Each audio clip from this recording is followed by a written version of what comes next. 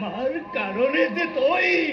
কিমান কষ্ট করিব লগা হইছে পিতা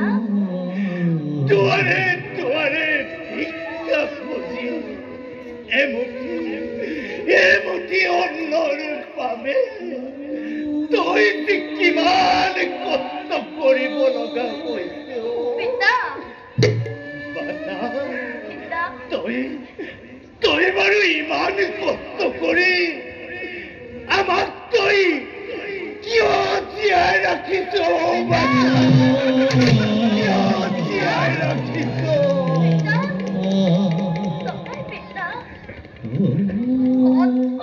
মই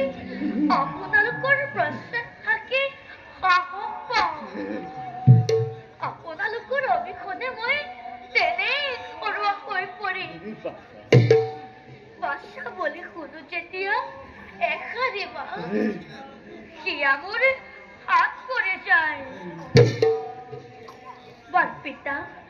বলক যাওঁ আমি এতিয়া নিজ লক্ষ্য স্থানে ৰচনে তই যে কৈছিলি আমি অযোধ্যাৰ দক্ষিণ প্ৰান্তৰ সীমামূৰীয়া বনৰ মাজত কিন্তু বাধা কথা শুনা নাই দেখো পশু পক্ষীৰ মাতে সন্ধিয়া নামি আহিল নেকি ধৰাৰ বুকুলৈ নহয় পিতা নহয়তো সন্ধ্যাৰ সময় পঞ্চবৰ্ষ অনাবৃষ্টিৰ বাবে দুৰ্ভিক্ষই দেখা দিছে অযোধ্যা ৰাজ্য পিতা ফল মূল অন্নৰ অভাৱত সকলোটিয়ে এৰিছে ৰাজ্য প্ৰজাজনৰ লগতে পশু পক্ষীও হৈছে দেশান্তৰ প্ৰজাসকলে কৰিছে গঞ্জনা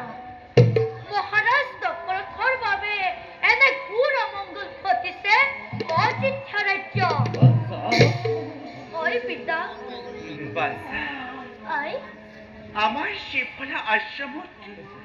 হৈছে নেকি ফল মূলৰ অভাৱ নাই নাই প্ৰিয়ে মোৰ শ্ৰীফলা আশ্ৰমত হোৱা নাই ফল মূলৰ অভাৱে কিন্তু ৰাজা দশৰথৰ বাবেহে লাগিছে বেজাৰ দশৰথৰ কুকৰ্মৰ বাবে আজি শান্তিপ্ৰিয় প্ৰজাসকলে ভুগিছে নিকায়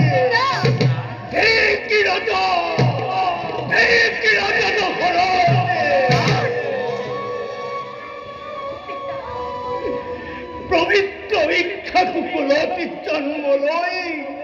অপবিত্ৰ কৰিলি বংশতি তোমালি নৰকত তই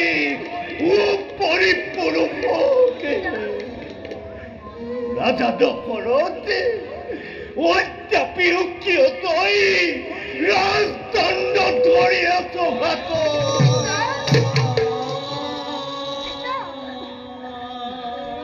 উত্তেজিত নহব পিতা বলো পিতা যাওঁ আমি এতিয়া নিজ আশ্ৰমলৈ বল বাচ্চা বল প্ৰিয়ে বলা